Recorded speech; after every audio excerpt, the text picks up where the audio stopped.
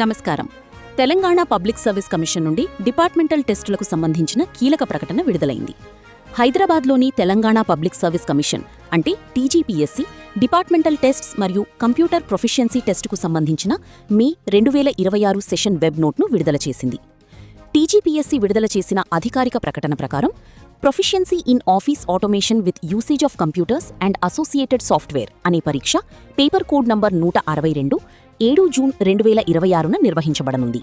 ఈ పరీక్షలు హెచ్ఎండిఏ పరిధిలోని హైదరాబాద్, రంగారెడ్డి, మేడ్చల్, మల్కాజ్గిరి జిల్లాలతో పాటు ఇతర పూర్వ జిల్లాలలో కూడా జరగనున్నాయి.